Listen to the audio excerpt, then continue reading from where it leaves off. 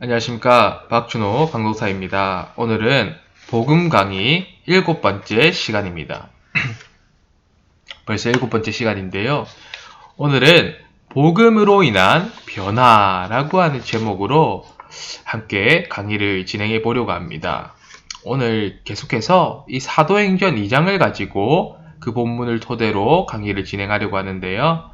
먼저는 우리 사도행전 2장 44절에서 47절까지를 한번 읽고 시작하도록 하겠습니다. 믿는 사람이 다 함께 있어 모든 물건을 서로 통용하고 또 재산과 소유를 팔아 각 사람의 필요를 따라 나눠주며 날마다 마음을 같이하여 성전에 모이기를 힘쓰고 집에서 떡을 떼며 기쁨과 순전한 마음으로 음식을 먹고 하나님을 찬미하며 또 온 백성에게 칭송을 받으니 주께서 구원받는 사람을 날마다 더하게 하시니라. 아멘. 우리는 계속해서 복음에 대해서 함께 살펴보고 있습니다. 지금까지 내용들을 상기하는 의미에서 간단하게 내용을 정리해 보겠습니다. 복음이란 무엇이라고 했습니까? 누군가 다가와서 우리들에게 복음이 무엇입니까? 라고 묻는다면 뭐라고 설명할 수 있겠습니까? 기억나시나요? 그때 우리는 고린도전서 15장을 생각해 보자고 했습니다. 무엇이었습니까? 복음은 성경대로 그리스도께서 나의 죄를 대속하기 위해서 십자가에서 죽으시고 장사되셨으며 사흘 만에 부활하시고 제자들에게 나타내 보이신 것. 바로 이 사실을 믿는 자마다 구원을 얻는다라는 것. 바로 이것이 복음이라고 했습니다. 그리고 이 복음에는 두 가지 약속이 심겨져 있다고 말씀드렸죠. 무엇이었습니까? 기억나십니까? 두 가지 약속이 심겨져 있습니다. 복음에는 죄를 사함 받는 것과 성령을 선물로 받는 것이 심겨져 있습니다. 그러면서 동시에 어떤 사람이 구원을 그러면 받을 수 있다라고 했습니까? 죄에서 돌이키는 사람, 예수 그리스도를 구원자로 믿는 사람, 즉 회심한 사람이 이 약속을 받을 수 있다라고 말씀을 드렸습니다. 복음은 여기서 그치지 않습니다. 오늘 이어지는 내용을 보면 이 복음의 영향력은 계속되는데요. 복음은 우리를 죄에서 구원할 뿐만 아니라 우리 삶의 변화를 일으킵니다. 이것은 반드시 있는 일입니다. 복음을 믿는 자에게는 구원 얻는 것뿐만 아니라 반드시 삶의 변화가 있기 마련입니다. 오늘 본문을 보십시오. 복음을 믿는 자들에게서 아주 독특한 삶의 변화가 일어납니다. 혹시나 내가 기독교에서 말하는 복음을 믿고도 삶의 변화가 없다? 그러면 정말로 내가 성경이 말하고 있는 그 복음을 알고 믿고 있는지 확인해 보아야 합니다. 복음은 우리 삶의 변화를 불러일으킵니다. 그러면 어떤 변화를 일으킬까요? 삶에서 어떤 변화를 일으킬까요? 우리가 흔히 변화를 이야기하면 무엇부터 떠올리게 됩니까? 어떤 이 도덕적인 변화를 먼저 생각하게 됩니다. 사람이 나이스해지는 것, 그것부터 생각하는 거죠. 예를 들면 거짓말을 밥 먹듯이 하던 사람이 이 복음을 믿고 거짓말하는 횟수가 줄었다더라. 아니면 이제 거짓말하지 않는다더라. 이런 도덕적인 변화를 먼저 떠올립니다. 성경에서 말하는 이 변화가 바로 이런 변화일까요? 맞습니다. 도덕적인 변화. 이런 도덕적인 변화도 이 복음으로 인한 변화입니다. 하지만 이것은 복음으로 인한 변화를 말할 때 2차적인 것입니다. 부차적인 것이라는 거죠. 메인이 아닙니다. 복음은 우리 삶에 더 큰 변화를 일으키는데요. 우리가 도덕적으로 변하는 것보다 더 큰 변화를 일으킵니다. 그게 무엇일까요? 바로 우리가 교회의 구성원이 되는 것입니다. 나밖에 모르던 사람이 그리스도 안에서 교회라고 하는 공동체성을 가진 구성원이 되는 것입니다. 이것이 우리에게 가장 큰 변화입니다. 복음을 알기 전에 사람들의 모습은 어떠합니까? 다들 자기 자신밖에 모릅니다. 다들 나라고 하는 우상을 모시고 살아가죠. 어린아이에서부터 어른에 이르기까지 예외가 없습니다. 한번 생각을 해보겠습니다. 어린아이에서부터 어른에 이르기까지 있잖아요. 자기를 간섭하는 것을 좋아하지를 않습니다. 자신에게 이래라 저래라 하는 것을 싫어합니다. 다들 간섭받기 싫어하고 속박받기 싫어합니다. 그 사람이 설령 가족이라고 해도, 사랑하는 사람이라고 해도 나를 간섭하고 속박하는 것을 좋아하지 않아요. 우리가 이런 반응을 보이는 것에는 이유가 있습니다. 왜 그럴까요? 우리가 죄로 인하여서 나라고 하는 우상을 섬기며 살아가거든요. 다른 말로 하자면 사람들은 스스로를 신으로 여기며 살아가거든요. 제가 이런 말씀을 드리면 강도사님 그건 좀 오버인 것 같습니다. 누가 자기를 신이라고 생각하며 살아가나요? 라고 반문할 수도 있습니다. 그런데요, 자기가 그렇지 않다라고 말하는 사람도 이 죄로 인한 본성 때문에 은연중에 우리는 그렇게 살아갑니다. 살고 있습니다. 몇 가지 사실을 말씀드리면서 증명을 해볼게요. 신이 가진 특권 중에 하나가 무엇입니까? 신이 가지고 있는 특권. 그 중에 하나가 뭘까요? 많은 특권이 있겠지만 그 중 하나가 선과 악을 규정하는 것입니다. 사람들이요, 이게 신이 가진 특권임에도 불구하고 다 이렇게 살고 있습니다. 스스로를 신으로 여기면서 선과 악을 규정하며 살아가요. 그래서 이 사회는 다른 사람이 지금 뭐라고 하는지가 중요한 게 아닙니다. 이게 이 시대의 화두입니다. 다른 사람이 뭐라고 하는지가 중요한 게 아니라 내가 하고 싶은 것, 내가 하는 일이 옳고 마땅하다라고 생각하며 살아가는 시대입니다. 이렇게 사람은 자기 중심성, 자기 합리화, 자기 이기심을 가지고 살아가는 거죠. 삶의 모든 방향이 나에게 쏠려 있습니다. 예를 한번 들어볼게요. 요즘 학교 폭력이 많이 이제 대두가 되고 있으니까 한번 생각해 보겠습니다. 예를 한번 들어볼게요. 이런 일이 일어나면 안 되겠습니다만 남들보다 힘이 좀 센 친구가 학생이 있습니다. 이 학생이 힘이 약한 친구를 괴롭히는 거예요. 괴롭힘을 당하는 친구가 하루는 용기를 내서 그 친구에게 묻습니다. 너는 나를 왜 괴롭히는 거니? 왜 괴롭히는 건데? 내가 너에게 뭘 잘못했는데? 그러자 힘이 센 학생이 이렇게 말하는 거죠. 야, 별 이유 없어. 너가 나보다 얼굴이 하얗잖아. 너가 나보다 잘생겼잖아. 그러니 그건 너가 잘못한 거야. 조금은 극단적인 부분이 있지만요. 이것이 우리의 민낯입니다. 다들 스스로를 신으로 여기면서 선과 악을 규정하며 살아가는 거죠. 그런데 실상은 어떠합니까? 스스로가 신이 아닙니다. 선과 악을 규정할 수도 없고 신이 가진 능력 또한 없습니다. 선과 악을 컨트롤할 수가 없어요. 그러니 사람들은 그 다음으로는 무엇을 합니까? 모조품을 만들기 시작합니다. 눈에 보이는 우상을 만들기 시작하는 거죠. 그리고 그 우상을 만들어 스스로 신이 되고자 하는 욕망을 드러냅니다. 내 마음대로 할 수 있는 신, 내가 통제할 수 있는 신을 만들어서 내 뜻을 실현하고자 합니다. 그런데 이것 또한 실패하고 말이죠. 왜 그런가요? 이것들이 다 사람들이 만들어낸 모조품이기 때문입니다. 실체가 없는 껍데기에 불과하기 때문입니다. 우리들은 우리 인생에 영향력을 줄 건세가 하나도 없습니다. 우상들은. 우리가 만든 이 우상들은요, 우리 삶에 개입할 수 있는 그 어떤 것도 없습니다. 그러니 눈에 보이는 우상도 결국 스스로를 신으로 만들어줄 수가 없는 것이죠. 그래서 그 다음 사람들은 또 다른 곳에 눈을 돌립니다. 계속해서 찾아요. 그 다음 무엇입니까? 돈과 명예와 아름다움 같은 것들입니다. 그런 것들에 눈을 돌리기 또 시작해요. 사람들은 왜 이것을 구합니까? 잘 먹고 잘 살기 위해서. 조금 다른 말로 표현하자면 스스로 신이 되기 위해서입니다.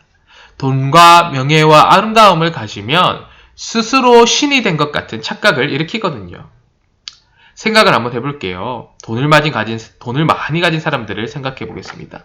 다 그런 것은 아닙니다. 예니까요. 다 그런 것은 아닙니다. 대부분 어떤 모습을 보입니까? 신과 같은 대우를 이 땅에서부터 받습니다. 대기업의 총수가 사업체를 방문한다고 해보십시오. 그 사람을 대접하기 위해서 어마어마한 준비를 합니다. 군대에서 대통령이 부대를 방문한다고 하면 어떻습니까? 대통령이 올 때까지 정말 열심히 청소를 합니다. 치약으로요, 이 바닥에 광을 냅니다. 호텔처럼 반짝입니다. 그때만큼은 군대가 5성급 호텔이 부럽지 않은 거죠. 최근에 이제 조금 됐습니다만 한두 달 됐습니까? KTX 햄버거 사건이 있었습니다. 기억나십니까? 이제 현재 코로나로 인하여서 열차 안에서 이제 취식을 하면 안 되잖아요. 그래서 취식을 하고 있으니까 햄버거를 먹고 있으니까 이제 규제를 했습니다. 먹지 마십시오. 그렇게 막은 거죠. 그러니 그 사람이 하는 말이 무엇입니까? 당신 우리 아버지가 누군지 아느냐? 다른 사람은 다 안 돼도 자기는 되어야 한다는 거죠. 스스로 신이라고 생각하는 것입니다. 이처럼 돈과 명예와 아름다움은 우리가 스스로 신이 된 것 같은 착각을 일으킵니다. 사람을 통제할 수 있고 굴복시킬 수 있다고 믿는 거죠. 실제로 그런 영향력을 드러내기도 하고 그런 일이 있기도 합니다. 그런데요, 실상은 그렇지 않습니다. 그런 사람들도 다 우리와 같은 인간이고 죽음을 맞이할 수밖에 없는 나약한 존재입니다. 연약한 존재입니다. 복음을 믿기 전에 우리는 이 사랑에 관해서도 그렇습니다. 스스로 신이 되어서 다른 사람의 사랑을 독차지하려고 하는 욕망을 드러냅니다. 다른 사람의 사랑을 받아서 상대방을 지배하려는 모습이 우리에게 다 있습니다. 어린아이를 보면 이 대본에 알 수 있지 않습니까? 어린아이가 이 부모가 원하는 것을 들어주지 않으면 어떻게 합니까? 울면서 사랑받고자 하는 욕망을 표출합니다. 원하는 것을 들어줄 때까지요. 그렇게 자기의 뜻을 관철하면서 부모를 지배하려는 욕망을 드러냅니다. 상대방이 내 뜻과 내 마음대로 움직여야 하는 거죠. 그러면서 스스로 신이 되고자 하는 욕망을 드러냅니다. 이처럼 복음을 믿기 전에 사람의 모습이 어떠했습니까? 나라고 하는 우상을 섬기며 살아가는 겁니다. 자기 중심성, 자기 이기심, 자기 사랑으로 가득 차 있는 게 바로 우리들입니다. 모든 삶의 방향과 목적이 나에게 쏠려 있는 거죠. 그런데 복음을 믿은 후에 우리에게 어떤 변화가 있다고요?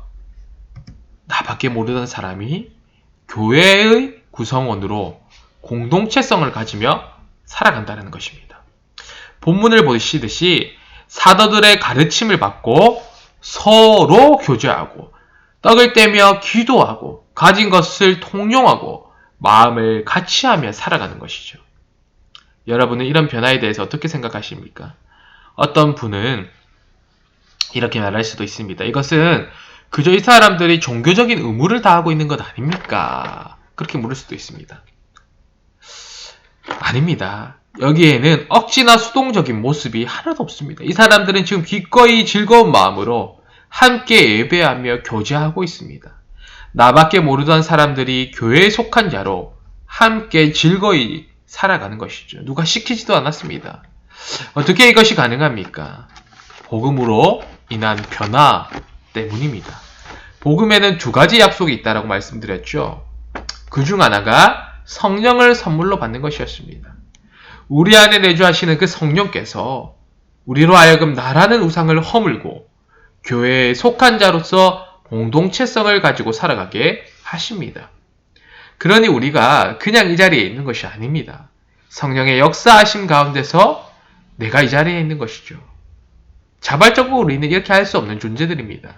나밖에 모르는 사람이 어떻게 함께 웃고 함께 울며 살아갈 수 있겠습니까? 성령이 우리 가운데서 역사하고 계시기 때문입니다. 그래서 성경은 복음으로 인한 변화를 다음과 같이 말합니다. 몸은 하나인데 많은 지체가 있고 몸의 지체가 많으나 한 몸인과 같이 그리스도도 그러하니라.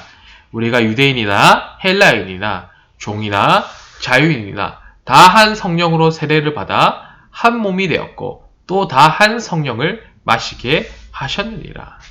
한 성령으로 우리가 교회에 속한 자로 공동체성을 가지게 되었다고 말하고 있습니다. 복음을 믿는 자에게는요, 반드시 이런 변화가 있습니다. 사랑하는 여러분, 우리 성도님들은 복음을 믿으십니까? 당연히 믿으시죠? 복음을 믿고 구원 받으셨습니까? 그러면 이 복음으로 인한 변화가 우리 안에 나타나고 있으십니까? 나밖에 모르던 사람이 그리스도 안에서 교회에 속한 자로 공동체성을 드러내며 살아가고 있으십니까? 하나님은 이 그리스도 안에서 우리가 함께 사는 법을 배우게 하십니다. 그러니 아직도 내 안에 이 개인적으로 신앙생활 하려는 마음이 있다면 그것은 복음적이지 못합니다. 하나님이 원하시는 방향이 아니에요. 이런 경우가 있습니다. 교회에 실망하여서 나는 집에서 혼자 예배드리고 신앙생활 하겠습니다. 혼자서 신앙생활 하면 되지 꼭 교회를 다녀야 합니까? 라고 하는 그런 분들이 있습니다. 물론 교회가 성도님을 실족하게 한 것은 잘못한 것이죠. 그런데요, 그것은 교회가 교회됨을 잃어서 그런 것이지 교회의 이 본질 자체에 문제가 있는 것이 아닙니다. 교회에 속한 자로 신앙생활하는 것이 아닌 여전히 나 혼자서 신앙생활 하겠다라고 하는 것은 여전히 나 중심의 그 생활에 갇혀 있는 것입니다. 그것은 복음적이지 못합니다. 또 이런 경우가 있습니다. 예배만 드리고 집에 가시는 경우죠. 간혹 바쁘면 그럴 수 있습니다. 지금 코로나 상황이라서 온전한 교제가 되지 않습니다만 우리가 일반적일 때를 말하는 것입니다. 의도적으로 교제를 지향하는 분들이 계세요. 그것 또한 복음적이지 못합니다. 우리가 바쁘면 일찍 가실 수 있겠지만요. 우리는 교회에 속한 자로 함께 공동체성을 가지고 교회를 세워가야 합니다. 서로를 향한 교제를 무시하고 있다면 그 역시 나 중심의 생활에 갇혀 있는 것이죠. 여러분, 그러니 이 교회 안에서의 그 교제를 너무 쉽게 생각하지 마시길 바랍니다. 복음은 우리를 교회에 되게 하셨고 교회에 속한 자로 살아가게 하셨습니다. 성령께서 그렇게 역사하십니다. 그리스도 안에서 교회에 속한 자로 신앙이 성숙해져 가고 그리스도를 닮아가게 하십니다. 이런 변화가 우리들 안에 있습니다. 그러니 사랑하는 여러분, 교회에 속한 자로 무언가를 홀로 하지 마시고 우리가 함께 하면서 함께 영적인 유익을 얻으면서 신앙생활 했으면 좋겠습니다. 함께 예배하고 함께 교제합시다. 우리 교회 안에 정말로 이런 역사들이 있기를 원합니다. 서로를 향한 그 사랑과 마음이 증폭되어서 견디지 못하는 그런 공동체, 그런 교회가 되기를 소원합니다. 너무나 이상적인 이야기 같습니까? 아닐 겁니다. 우리 충분히 그럴 수 있습니다. 우리는 연약해도 성령 하나님께서 우리를 교회되게 하시기 때문에, 우리가 그리스도 안에 다 붙어 있기 때문에, 우리 포도나무이신 주님, 우리가 그 주님께 가지와 같이 다 붙어 있기 때문에, 우리는 연약하나 우리 주님이 계시고 성령께서 계시기 때문에 우리는 그럴 수 있습니다. 우리 교회가 정말로 세상에서 누릴 수 없는 공동체, 교회가 되기를 소원합니다. 서로를 향한 그 가식이 없고 진실함이 있는 교회. 억지로 하는 것이 아니라 정말로 그 성령의 감동하심 아래서 상대방을 사랑하고 마음을 같이 하는 교회. 그런 교회가 되기 원합니다. 오늘 본문을 보시면 당시에 복음을 듣고 구원받은 자가 무려 3,000명이나 되었습니다. 그런데 3,000명이 다 같은 변화를 경험했습니다. 나밖에 모르던 사람들이 교회에 속한 자로 공동체성을 이루며 살아갔습니다. 사랑하는 여러분, 우리는 하나님의 사랑을 값없이 받았습니다. 복음을 믿어 구원을 받은 것이죠. 우리가 행한 공로는 하나도 없습니다. 그렇다고 한다면 우리 또한 그 사랑을 입은 자로 값없이 우리 지체들을 사랑해야 하지 않을까요? 받는 사랑에 익숙했던 우리가 이제는 먼저 사랑하는 것은 어떠신지요? 우리 모두가 이 교회라고 하는 이 공동체 안에서 하나님이 주시는 이런 놀라운 사랑과 행복을 누리면서 살아갈 수 있기를 원합니다. 오늘 7번째 복음 강의를 마무리했고요. 우리 또 다음 시간에는 이 8번째 강의를 진행하도록 하겠습니다. 계속해서 이 강의를 통하여서 우리 성도님들 안에 이 복음에 관한 그 내용들이 잘 정리되실 수 있기를 바랍니다. 또 이 또한 정말로 어떤 조금이라도 유익이 될 수 있으면 좋겠습니다. 한 주간도 건강하게 지내시고요. 다음 시간에 또 뵙도록 하겠습니다. 수고하셨습니다.